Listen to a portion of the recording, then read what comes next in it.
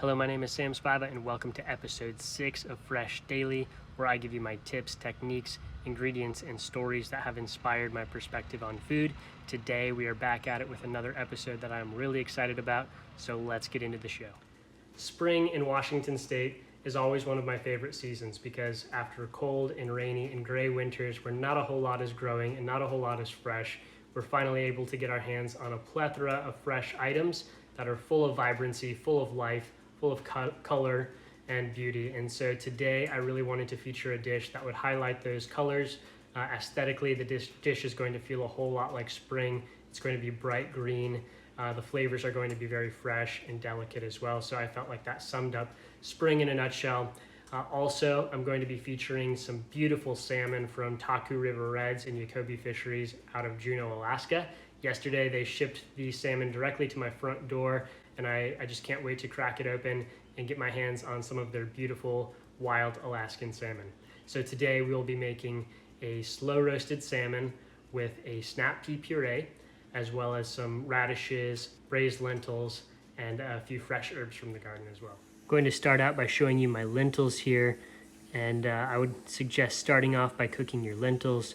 They'll take about 15 or 20 minutes on the stove. I'll throw my recipe up on the screen here for you to check out, but I'm not going to show you the whole process. These ones are already braised.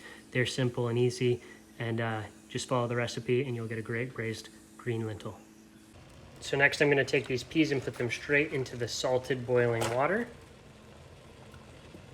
and let them blanch for about 30 seconds to a minute here until they become tender. Now that the rest of the peas in here are nice and tender, I'm going to remove them from the boiling water and shock them in the ice water just to stop the cooking process and keep them this beautiful, bright, vibrant green color. Okay, so now that these snap peas are blanched, I went ahead and added them to my blender, and I'm going to add some vegetable stock that I whipped up. Vegetable stock you can purchase at the store, but actually it's one of the easier things to just whip up yourself. A lot of times people generate a lot of onion scraps and carrot scraps in their day-to-day prep, and if you save those and add some water and simmer it, you'll have a beautiful, delicious vegetable stock that is a lot more fresh and flavorful than what you could find in the store. So that's what I've done here today. I made one out of leeks, carrots, garlic, onion, and celery, and I'm going to use that to blend up this pea puree. Once our peas are blended nice and smooth in the blender, I go ahead and add them back to the pot and bring them up to a simmer, and then whisk in some cold butter just to add some flavor and make it nice and smooth.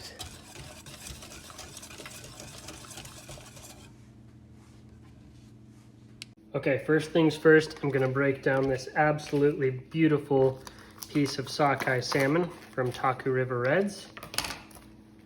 Okay, the next step is to check for and remove pin bones in your salmon. Pin bones are the bones right here that run along the salmon that most times when it's broken down from a distributor, the pin bones will still be in here. Some people will cook it up like this. They don't mind eating around the bones.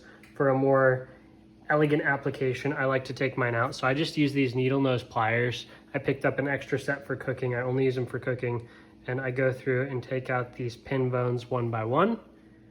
So you can see these tiny little bones in here. Not great for eating. If you don't want you or your guest to have to pick them out while you're eating, the next best thing is to go ahead and take all the bones out before you remove the skin and before you break down the fish. Okay, now that we've gotten all these pin bones removed, the next step for this application is to remove the skin from the fillet. So this is one of the trickier processes, but it's actually pretty simple once you get the hang of it. What you want to do is to come in at the very end of the tail. So this is the head side and the tail side. You want to come in at the tail and take your knife just about 1/4 of an inch into the fillet all the way to the skin. As you can see here, you can see the bottom of the skin I've come to. And then you want to flip your knife in the other direction and come in parallel to the fish. As you can see here, we're starting to peel the fish away from the skin. And what I like to do is I like to get a good grip on the skin with my left hand while I'm removing the skin with my right hand with the knife. And so as you can see as well, once you get going, it's almost easier to kind of take your left hand and go back and forth as you're matching that movement with the knife on your right hand. Once you come to the end of the fillet there, you just want to take your knife as I was showing you and go all the way parallel to the fish, making nice long sawing motions all the way through. As you can see here, once you get to the end of the fillet, it has been removed beautifully from the skin, and we'll be able to use this for our slow roasted salmon. I like to go ahead and now just briefly rinse this, clean it of any scales or any debris, make sure I dry it really well. Okay, now that the fillet has been rinsed and cleaned of any scales and debris, the next step is to go ahead and portion it to the appropriate portion size. So one thing I'm going to do is just remove the belly right here. This is the belly side of the salmon. I think later in the week I might do an episode on some cured and smoked or cooked over an open fire salmon bellies, which would be absolutely amazing and delicious. But for this application, I would like the nice thick head end of the fish. I'm also going to take this off. I'll definitely save this and eat it later myself. But right here, I think is about a beautiful 4 to 6 ounce portion. I'm going to go ahead and slice this. Now that we've got our salmon portion, we're going to go ahead and season it with a little bit of kosher salt here on each side.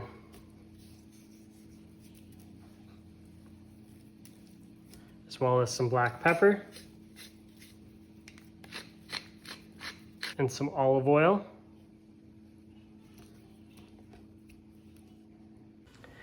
Okay, now we're going to place our salmon in a 200-degree oven and cook it until it's just set, a beautiful medium rare. I like to do the slow roasted technique from time to time because it cooks it really nice and even, and it's going to be a little bit different and more tender and delicate than a seared piece of salmon or a grilled piece of salmon. So now I'm going to show you how to make a really fun garnish for the salmon dish. I've got some wild rice here and some oil.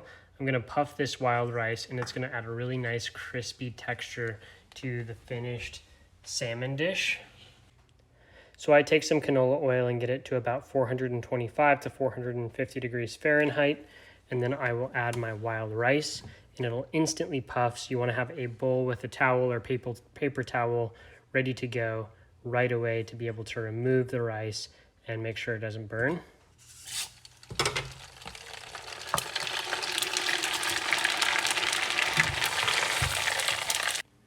As you can see, this rice puffed just beautifully. I'm going to go ahead and add a touch of sea salt just to season it.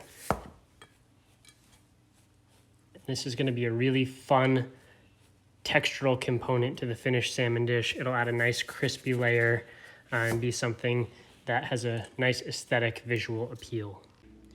Okay, so I've just removed the salmon from the oven and it is just beautifully cooked through. It's just set. It's been very evenly cooked at that 200-degree temperature. When you cook it that low and slow, it just really cooks and sets very evenly. So now that it's ready to go, let's plate up. Okay, so now we're ready to plate up. We have everything here. We have our beautifully cooked piece of salmon. We have our peas that we reserved and we blanched and sliced them in half. We have some microgreens from Harsh Farms out of Bremerton. We also have some radishes that I sliced up using this mandolin here to make it quick and easy. We have our braised lentils, our puffed rice, and over to the side here we have our pea puree. So I'm going to start out by adding the pea puree to the bottom of the plate.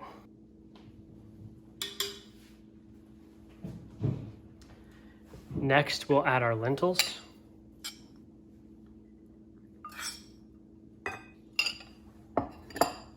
Then we'll add our salmon. Then we'll start adding our snap peas here, as well as our radishes.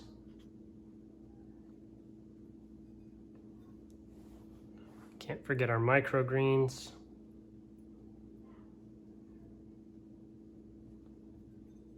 Some puffed rice. And finally, from our own garden, these beautiful sprigs of mint and oregano. I find that peas and mint are always a really beautiful combination that's a little bit unexpected. It's a really nice flavor combination. And then just for the sake of flavor, I like to add a little bit of fresh lime juice onto the salmon right at the end here. It'll balance out all the richness. And there it is, our slow roasted Taku River Reds wild Alaskan salmon with braised lentils, snap pea puree, radish, puffed wild rice, and fresh herbs from the garden. Thank you so much for tuning in to episode 6 of Fresh Daily. If you are enjoying these videos and getting value out of them, please subscribe down below or tag a friend who you think would also get some value out of watching this video. Thank you. See you next time.